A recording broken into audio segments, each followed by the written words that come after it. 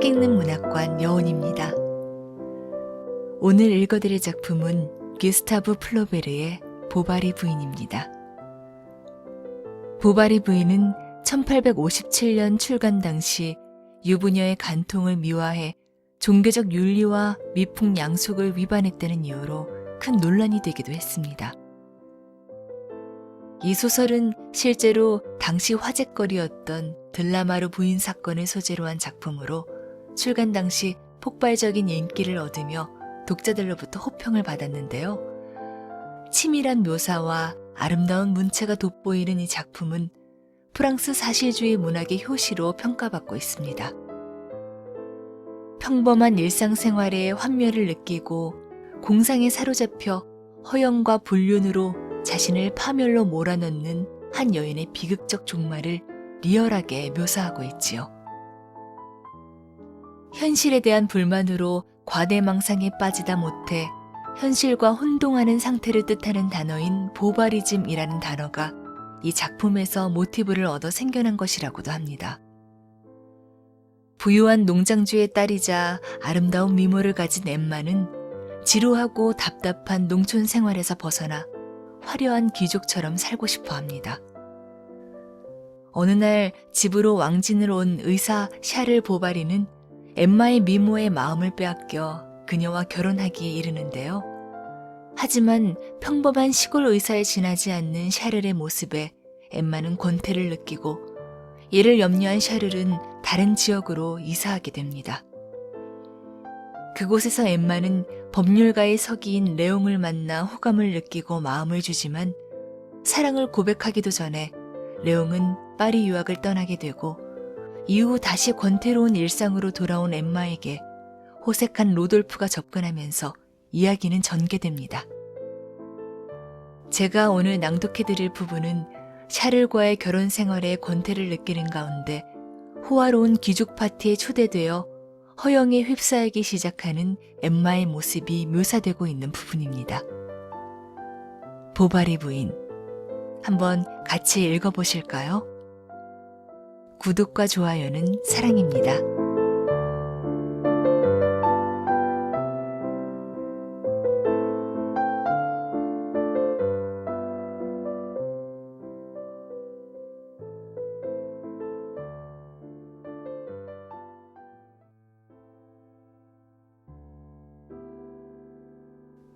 보바리 부인, 기스타브 플로베르 지음, 김중현 옮김, 발행 더 클래식.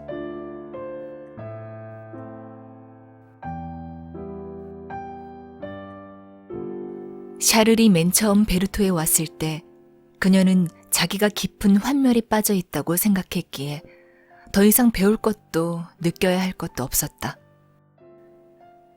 그러나 새로운 상황에 대한 불안감, 아니 어쩌면 이 남자의 출현으로 인해 야기된 흥분은 그때까지 장밋빛 날개를 가진 큰 새처럼 눈부시게 빛나는 시의 하늘을 날아다닌다고 여겼던 그 멋진 정열을 마침내 자기 자신도 소유하게 됐다고 믿게 하기에 충분했다.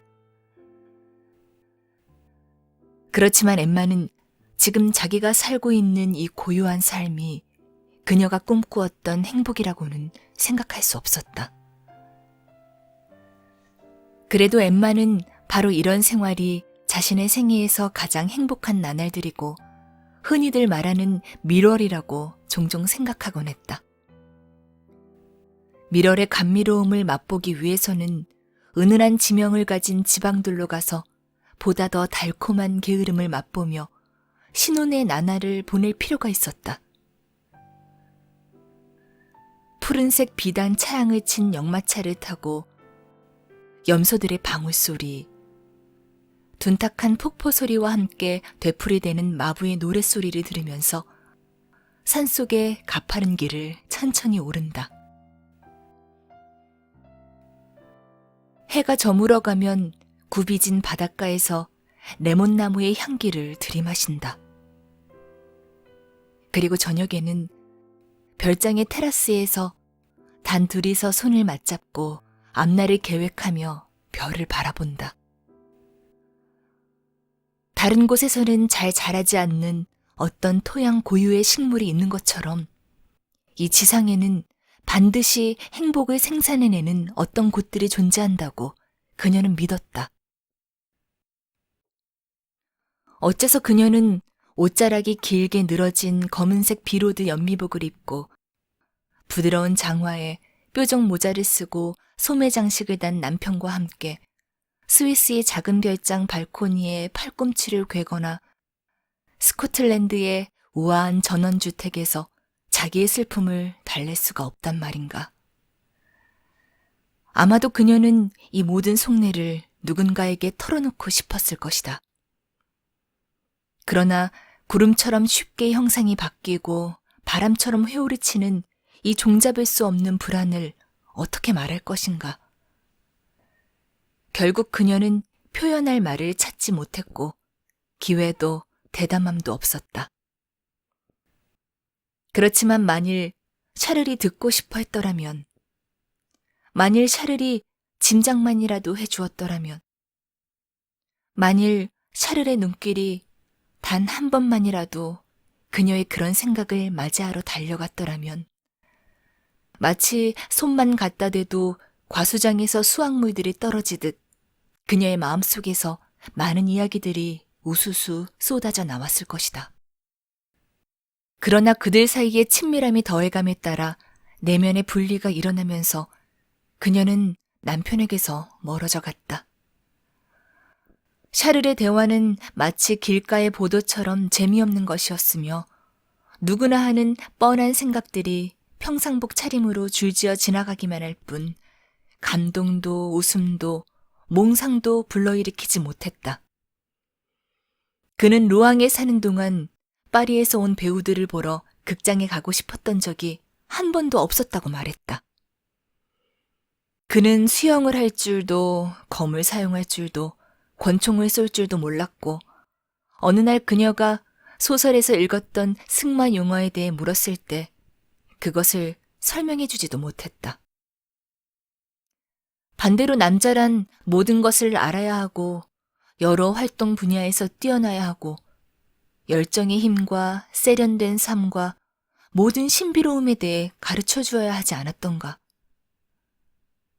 그러나 이 남자는 아무것도 가르쳐 주지 않았고 아무것도 몰랐으며 아무것도 원하지 않았다.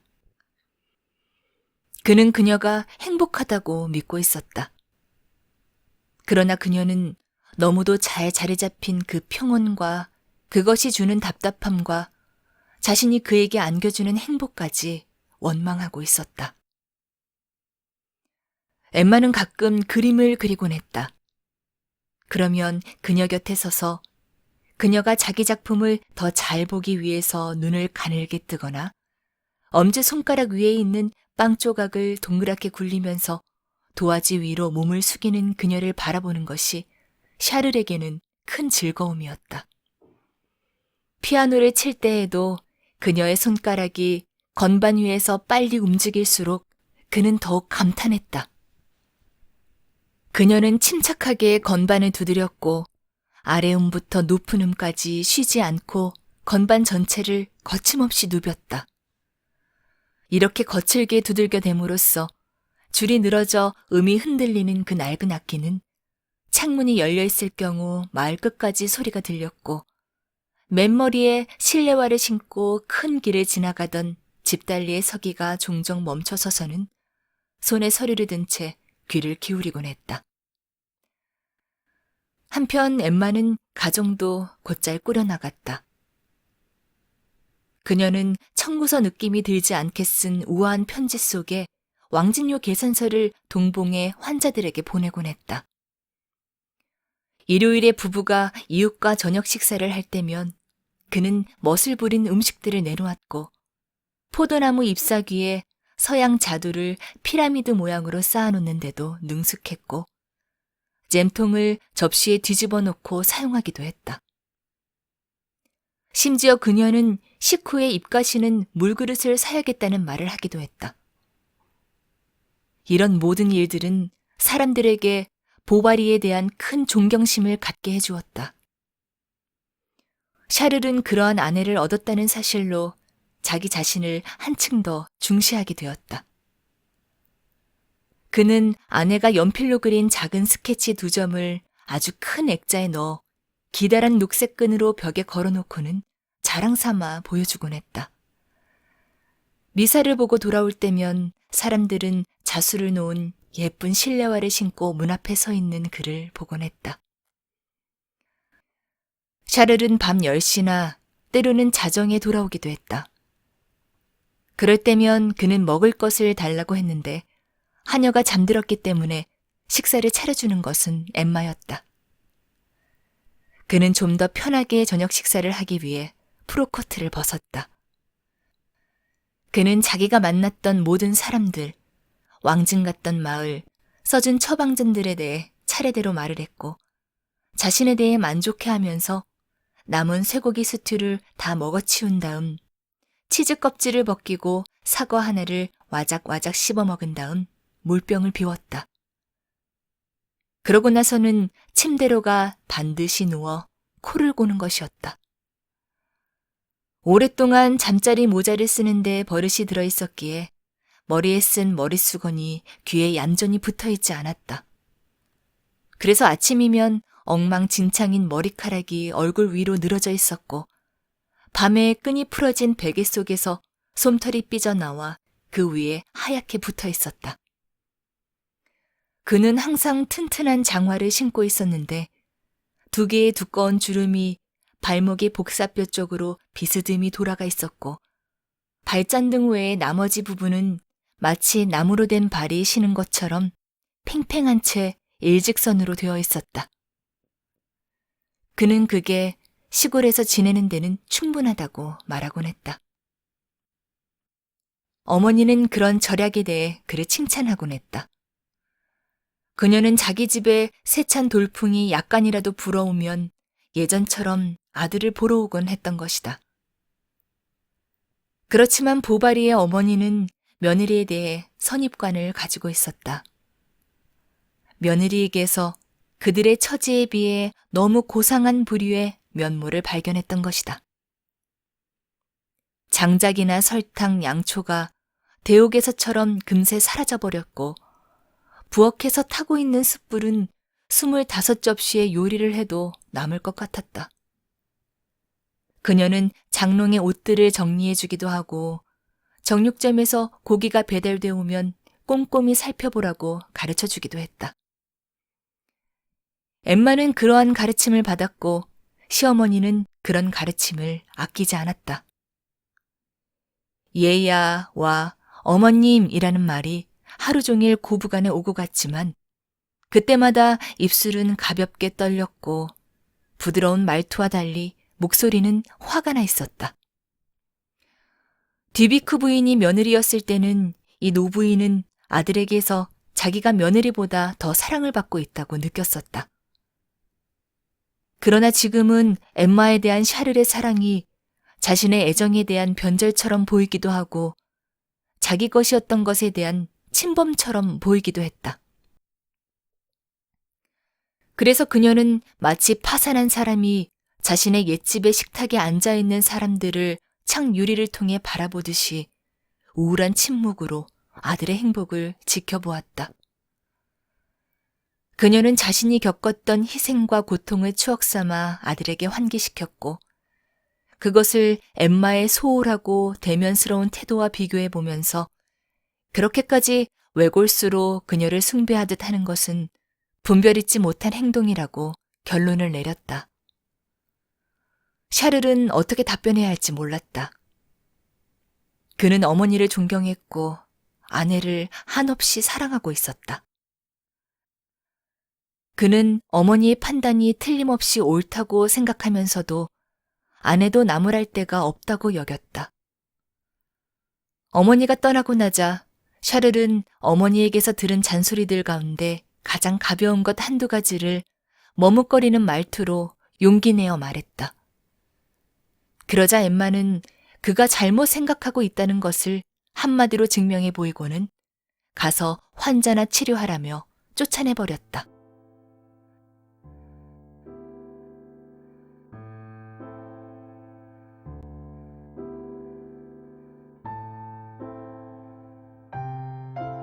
그렇지만 그녀는 자신이 옳다고 생각하는 이론에 따라 사랑을 느껴보고 싶었다.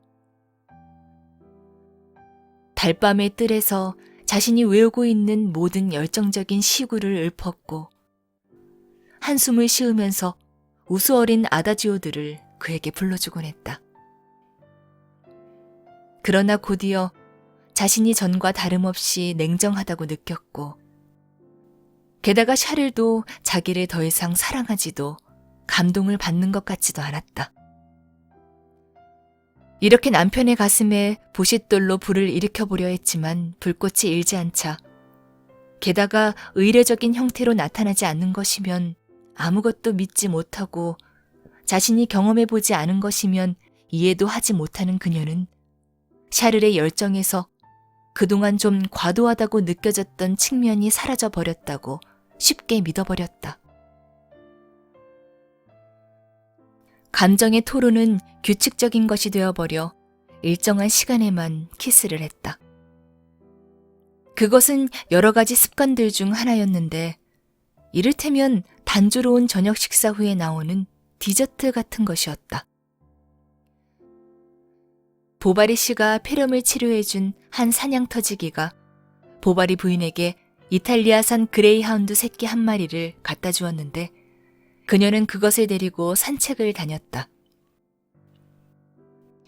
잠시 동안이나마 혼자 있기 위해서.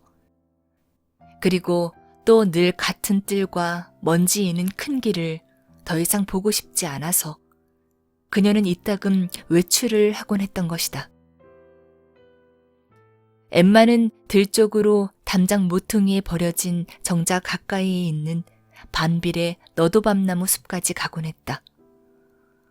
넓은 도랑 속 잡초들 사이에는 날카로워 살을 베는 잎이 긴 갈대들이 있었다. 그녀는 지난번에 왔을 때와 달라진 것은 없는지 알기 위해 주위를 둘러보기 시작했다.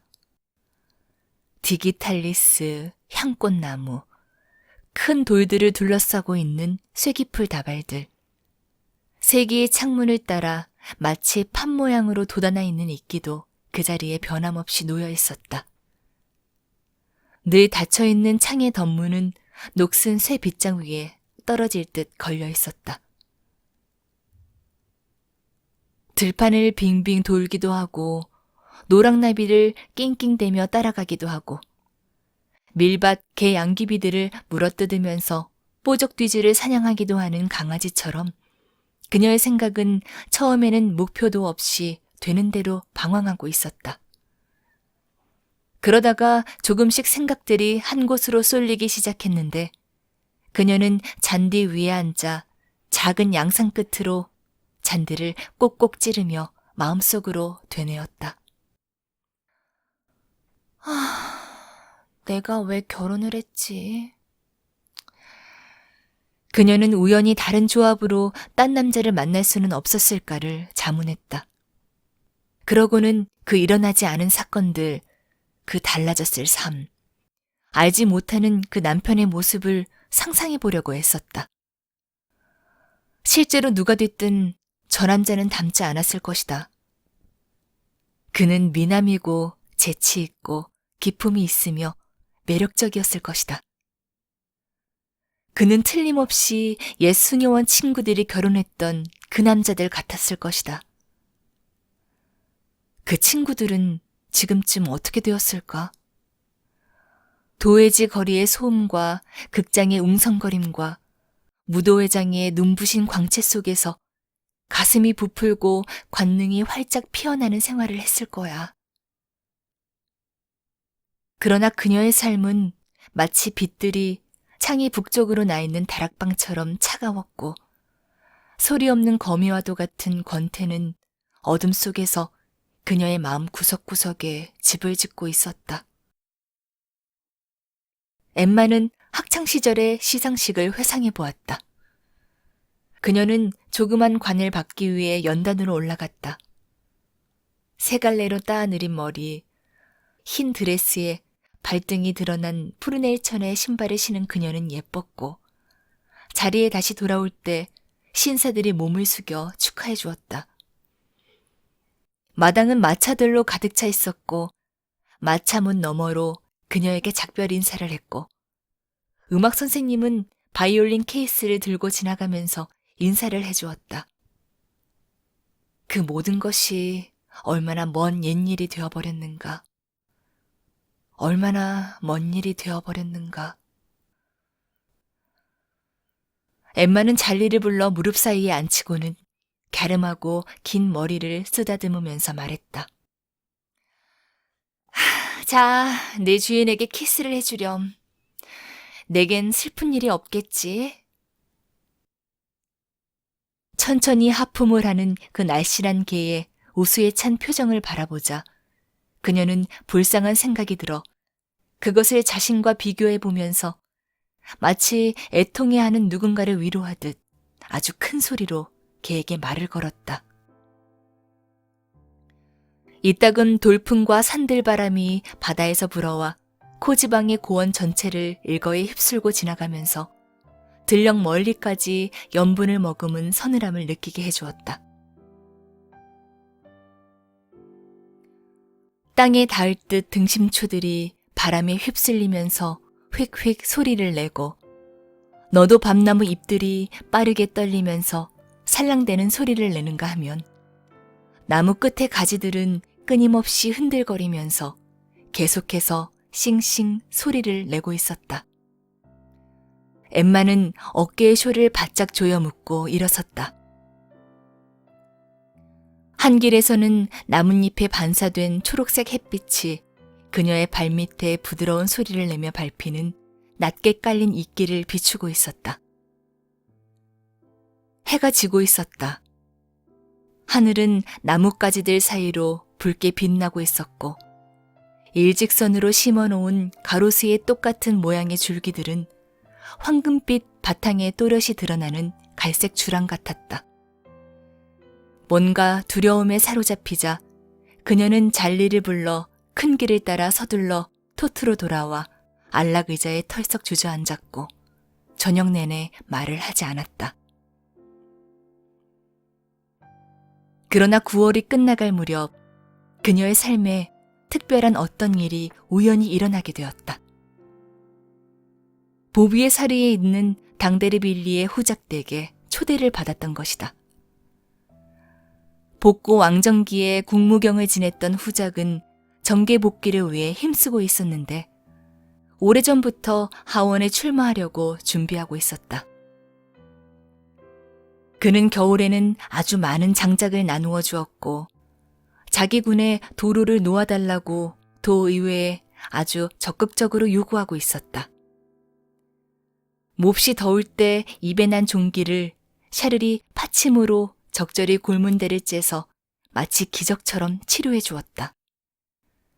수술비를 지불하러 토트에 보냈던 하인이 저녁에 돌아와 의사집의 좁은 뜰에서 멋진 버찌나무 몇 그루를 보았노라고 말했다. 그런데 보브의 사르에서는 버찌나무가 잘 자라지 않아 후작은 보바리에게 꺾고지를 하기 위한 가지를 몇 개 부탁했고 그에 대해 직접 감사의 마음을 표하는 것이 의무라고 생각돼 찾아왔던 것이다. 그때 후작은 엠마를 보았는데 몸매가 예쁘다는 것과 인사를 건네는 몸가짐이 농촌 여자 같지 않다는 생각을 했다. 그래서 후작은 그 젊은 부부를 저택에 초대하면서도 그게 관대함의 한계를 넘어서는 일이거나 실수를 범하는 일이라고 생각하지 않았다. 어느 수요일 3시, 보바리 부부는 그들의 보크를 타고 출발했다. 마차 꽁무니에는 큰 트렁크가 매달려 있었고 흙바지 앞에는 모자 케이스가 놓여 있었다. 샤를은 그 밖에도 무릎 사이에 마분지 상자를 하나 끼고 있었다. 그들은 해질 무렵 마차들을 밝혀주기 위해 저택 정원에 초롱불을 켜기 시작할 때쯤 도착했다. 앞쪽으로 돌출된 좌우의 날개와 3개의 현관 층계가 달린 이탈리아풍의 현대식 건축인 저택은 드넓은 잔디밭 아래쪽에 펼쳐져 있었다. 잔디밭에는 간격을 두고 드문드문 들어선 큰 나무숲들 사이에서 암소 몇 마리가 풀을 뜯고 있었고, 한편 만병초, 고강나무, 까마귀밤 나무들이 이루고 있는 광주리 모양의 관목숲들은 굽은 모래길을 따라 작고 고르지 못한 초록빛 더미들을 불룩불룩 드러내 보이고 있었다. 시냇물이 다리 밑으로 흐르고 있었고, 목초지에는 안개 사이로 초가지붕들이 띄엄띄엄 보였다. 목초지 가장자리를 따라서는 나무 숲으로 뒤덮인 두 개의 작은 언덕이 완만하게 경사지어 뻗어 있었고, 뒤편 숲에는 헐린 고성의 자네인 마차 창고와 마곡간이 두 개의 평행선을 이루며 남아 있었다. 샤를의 보크는 중앙현관의 층계 앞에 멈춰섰다. 하인들이 나타났다. 후작이 다가와 의사의 아내에게 팔짱을 끼게 하고 현관으로 안내했다. 현관엔 대리석 타일이 깔려 있고 천장이 아주 높아서 발소리와 이야기를 나누는 목소리가 마치 교회당 안에서처럼 울려 퍼졌다. 정면에는 곧장 올라가는 계단이 있었고, 왼쪽에는 정원의 면에 있는 회랑이 당구실로 이어져 있었다. 당구실에서는 상아로 된 공을 치는 소리가 문간에서부터 들려왔다. 살롱으로 가려고 회랑을 지나가면서 엠마는 당구대 주변에서 진지한 얼굴의 남자들을 보았는데, 넥타이는 턱 밑까지 축혀 세우고 있었고 모두가 훈장을 달고 있었으며 조용히 미소를 지으며 큐를 밀고 있었다. 장식 벽판의 어두운 내장재 위에는 커다란 금박 액자들이 걸려 있었고, 그 테두리 아래쪽에는 몇몇 이름들이 검은 글씨로 쓰여 있었다. 그녀는 그것을 읽었다. 장 앙투앙 당데르빌리의 디베르 봉빌, 보비의 사르 백작 겸 라프렌의 남작, 1587년 10월 20일 쿠드라 전투에서 전사? 또 다른 액자 아래쪽에는 이렇게 적혀 있었다. 장 안투앙 앙리 기 당데르빌리의 드 보비의 사르, 프랑스의 제독, 생 미셸 훈장의 기사, 1692년 5월 29일 라우구생 바스트 전투에서 부상, 1693년 1월 23일 보비의 사르에서 사망. 그 다음에 이어지는 것들은 거의 알아볼 수가 없었는데, 등잔의 불빛이 당구대의 녹색 카펫 위만 비추면서 실내에 어스름한 그림자가 떠돌고 있었기 때문이다. 나란히 걸려있는 그림들을 갈색으로 물들인 그 불빛은 바니쉬의 균열들을 따라 날카로운 각을 이루면서 그림들 위에서 부서지고 있었다. 금태로 장식한 커다란 검은 액자들 여기저기에는 창백한 이마, 보는 이를 응시하는 두 눈, 붉은 제복에 분바른 어깨 위로 흘러내리는 가발, 또는 토실토실한 장단지에 스타킹을 고정시키는 띠의 버클 같은 그림에 보다 밝은 부분들이 드러나 보였다. 후작이 살롱의 문을 열었다. 부인들 중 한 명, 바로 후작 부인이 일어나 엠마를 맞으러 왔고 자기 곁에 있는 2인용 안락 의자에 앉혔다. 그러고는 그녀는 마치 오래전부터 아는 사이나 된 것처럼 엠마에게 정답게 이야기를 하기 시작했다. 40살 정도 된 부인은 어깨가 아름다웠다. 매부리 코인데다가 단조롭고 질질 끄는 듯한 목소리를 지닌 그녀는 그날 저녁에는 자신의 밤색 머리에 삼각형 모양으로 접어 뒤로 늘어뜨린 수수한 기피루 쇼를 쓰고 있었다. 옆에 있는 긴 등받이 의자에는 금발의 한 젊은 여인이 앉아 있었다. 예복의 장식 단축구멍에 작은 꽃을 한 송이씩 꽂고 있는 남자들은 벽난로 앞에 둘러앉아 부인들과 담소를 나누고 있었다. 7시에 만찬이 나왔다. 수가 더 많은 남자들은 현관에 있는 첫 번째 식탁에 앉았고 부인들은 후작 부부와 함께 식당에 있는 두 번째 식탁에 앉았다. 엠마는 식당으로 들어가면서 꽃향기와 아름다운 리넨 제품들의 향기와 고기 냄새, 그리고 송로 향기 등이 뒤섞인 훈훈한 공기에 감싸이는 것을 느꼈다. 샹들리에의 촛불들은 종 모양의 은제 덮개 위에 불빛을 길게 늘어뜨리고 있었고, 뿌연 김으로 뒤덮인 크리스털들은 서로 창백한 빛을 반사하고 있었다. 꽃다발들은 식탁 끝에서 끝까지 한 줄로 놓여 있었고, 테두리가 넓은 접시들 속에는 주교관 모양으로 정돈된 냅킨들이 저마다 벌려진 두 주름 사이에 조그만 달걀 모양의 빵을 하나씩 물고 있었다. 바닥가재의 붉은 집게발들이 접시 밖으로 삐죽 튀어나와 있었고, 아니 들여다 보이는 바구니 속의 굵은 과일들은 이끼 위에 층층으로 쌓여 있었다. 깃털이 달린 메추라기에서는 김이 올라오고 있었다. 비단 양말에 짧은 바지, 흰 넥타이, 가슴 장식을 단 옷을 입고 마치 재판관처럼 근엄한 표정의 급사장이 회식자들의 어깨 사이로 먹기 좋게 칼질을 한 음식들을 내와서는 그들이 선택하는 것을 한 조각씩 숟가락으로 떼어주었다.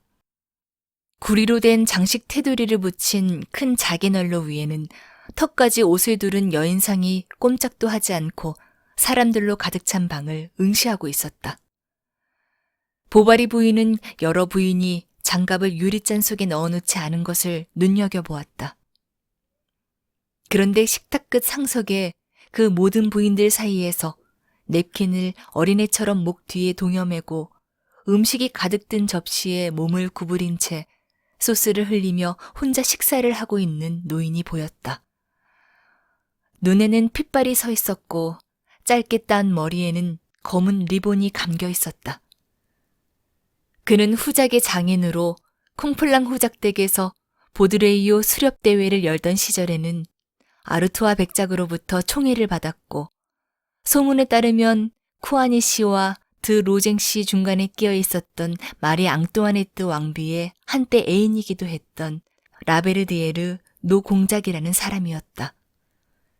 그는 결투, 도박, 부녀 유괴를 밥 먹듯이 하며 떠들썩한 방탕의 삶으로 재산을 탕진했으며 온 가족을 두려움에 떨게 했었다. 하인하나가 의자 뒤에 서서 그가 더듬거리며 손가락으로 가리키는 음식의 이름을 귀에다 대고 큰 소리로 말해주고 있었다. 엠마의 눈길은 자신도 모르게 마치 특별하고 존엄한 뭔가를 바라볼 때처럼 입술이 축 늘어진 그 노인에게로 자꾸만 향하곤 했다. 그는 궁중에서 살았고 왕비들의 침대에서 잤던 것이다. 하인이 얼음에 채운 샴페인을 따랐다. 엠마는 입속에서 차가움이 느껴지자 온몸이 오싹해졌다. 그녀는 석류를 본 적도 파인애플을 먹어본 적도 없었다. 가루 설탕조차도 다른 데서보다 더 희고 고와 보였다. 곧이어 부인들이 무도회를 준비하기 위해 각자의 방으로 올라갔다. 엠마는 데뷔할 때의 여배우처럼 꼼꼼하게 주의를 기울여 단장을 했다. 미용사의 권고에 따라 머리 매모새를 고치고 침대 위에 펴놓았던 바레주 천으로 된 드레스를 입었다. 샤를의 바지는 배 부분이 꽉 끼었다. 바지의 발목끈 때문에 춤추는데 좀 불편하겠어. 하고 샤를이 말했다. 춤을 춘다고요? 엠마가 말을 이었다. 그럼. 아니, 정신이 나갔군요. 놀림을 당할 거예요. 자리에 그냥 가만히 앉아 있으세요. 게다가 그러는 편이 의사에겐 더 어울려요. 하고 그녀가 덧붙였다. 샤를은 잠자코 있었다.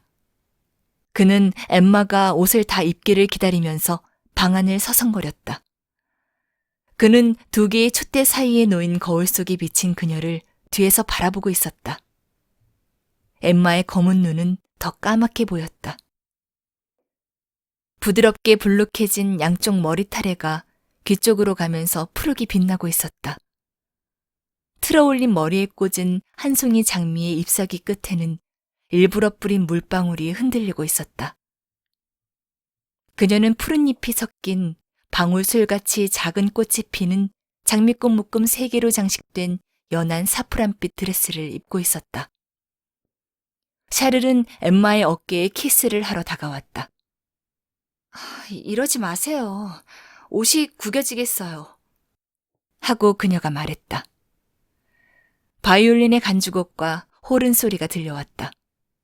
엠마는 뛰어가고 싶었지만 꾹 참으면서 계단을 천천히 내려갔다. 카드릴 춤이 시작되고 있었다. 사람들이 몰려들고 있었다. 서로 몸을 밀치기도 했다. 엠마는 문 옆에 놓인 긴 의자에 앉았다. 콩트르당스 춤이 끝나자 마루는 비워지고 그 자리는 무리지어 담소를 나누는 남자들과 제복 차림으로 큰 쟁반에 음식을 날라오는 하인들로 채워졌다.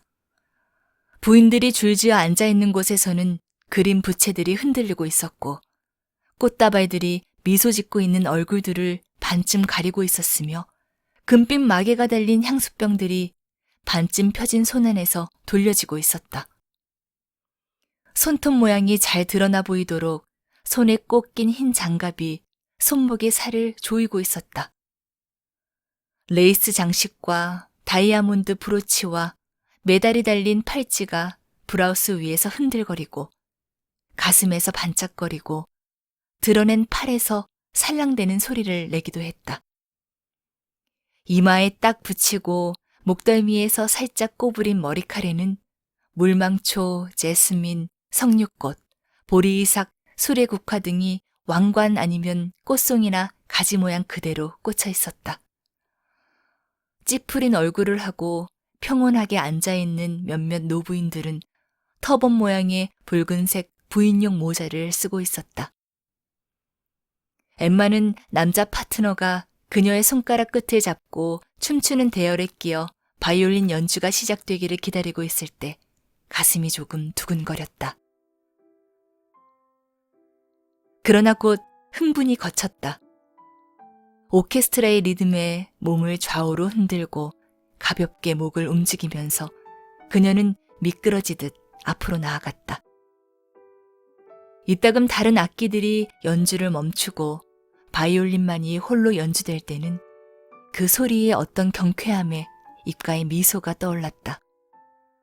옆에서는 카드놀이하는 테이블의 탁자보 위로 쏟아지는 노이 금화의 낭낭한 소리가 들려왔다.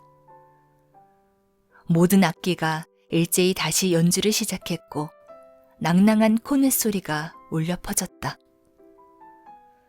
발들은 박자에 맞춰 바닥을 디뎠고 부풀어 오른 치마들이 서로 스쳤고 손들은 서로 잡았다가 떨어졌고 눈들은 똑같이 아래로 내리깔았다가 다시 들어 서로를 정면으로 바라보았다.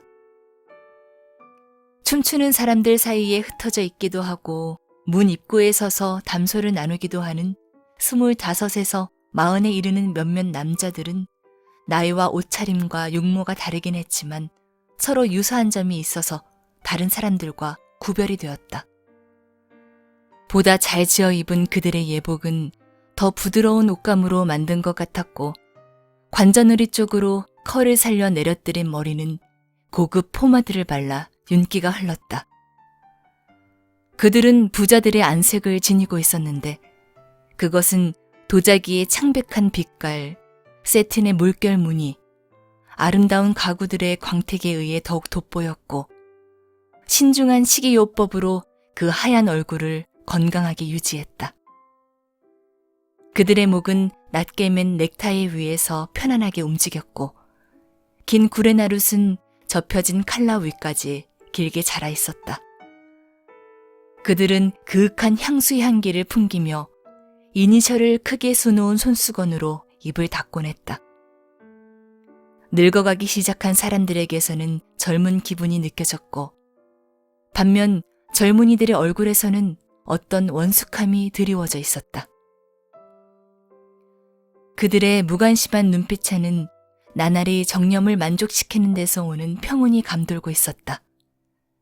그리고 그들의 부드러운 태도에서는 체력을 기르고 허영심을 채워줄 수 있는 쉽지만은 않은 일들, 즉 혈통 좋은 말을 다루거나 율랑 여성들과 교제하는 일들을 잘 처리하는 데서 생겨난 그 특유의 흉포함이 풍겨나오고 있었다.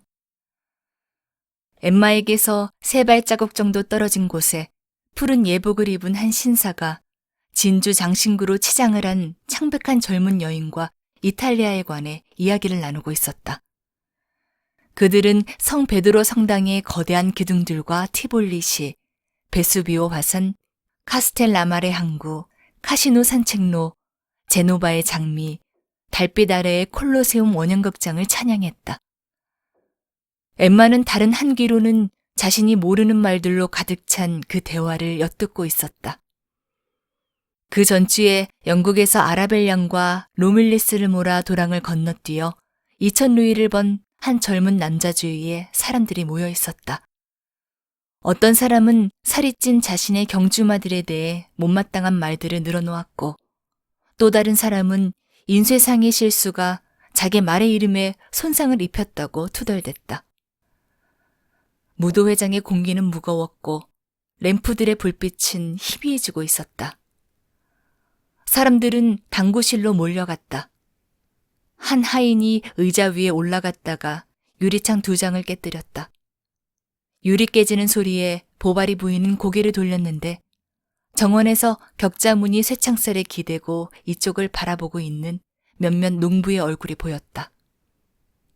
그러자 베르토에 대한 기억이 떠올랐다. 농장과 질퍽한 늪, 작업복 차림으로 사과나무 아래 서 있는 아버지, 우유 보관소에서 손가락으로 우유 항아리들에서 크림을 떠내던 자신의 예전 모습이 생각났다.